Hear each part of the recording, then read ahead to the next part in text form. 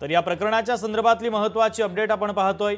यामध्ये आता दीपक केसरकरांची भूमिका देखील अत्यंत महत्त्वाची आहे। संपूर्ण प्रकरणाचा तपास आता मुंबईच्या गुन्हे शाखेकडे वर्ग करण्यात आल्याचं कळतंय। कारण ज्यावेळेस मुलांची सुटका केली त्यावेळेस पोलीस आणि रोहित आर्यमध्ये चकमक झाली।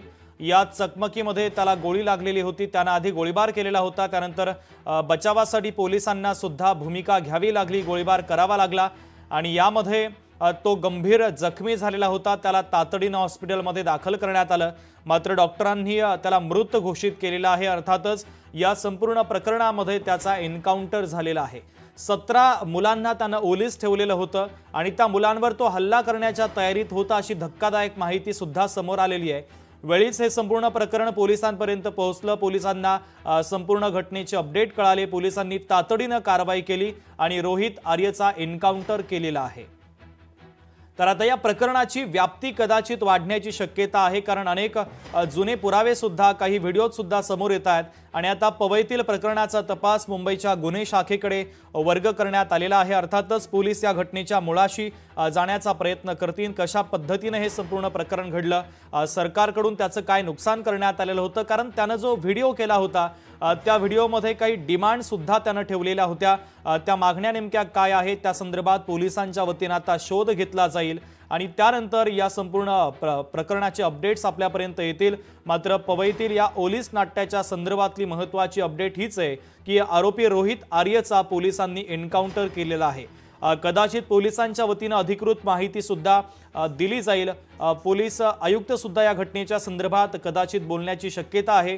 अर्थातच प्रकरणाची व्याप्ती वाढल्याने राज्याचे मुख्यमंत्री काय बोलतात, गृहराज्यमंत्री सुद्धा नेमकं काय बोलतात हे पाहणं देखील तितकंच महत्त्वाचं आहे।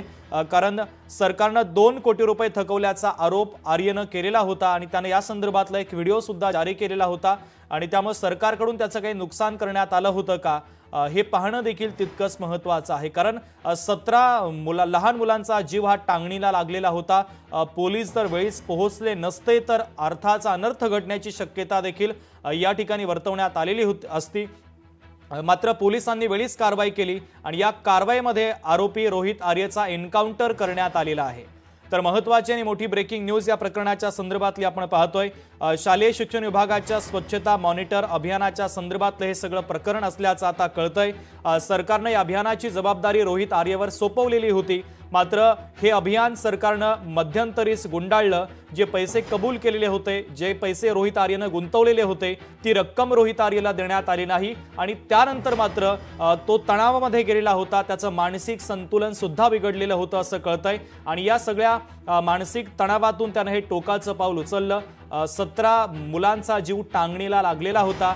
त्याच्याकडे काही एअरगन सुद्धा सापडलेले आहेत, काही घातक शस्त्र सुद्धा सापडले, काही केमिकल सुद्धा सापडलेले आहेत। ज्यावेळेस त्याच्या स्टुडिओची पोलिसांनी झाडाझडती घेतली त्यानंतर या सगळ्या बाबी आता आढळून आलेल्या आहेत। मुंबई पोलिसांच्या गुन्हे शाखेकडे तपासाचा सूत्र आता सोपवण्यात आलेले आहेत। कशा पद्धतीचा तपास होतो हे पाहणं तितकंच महत्त्वाचं असेल। लोकशाही मराठी ऐका, पहा, जागरूक रहा।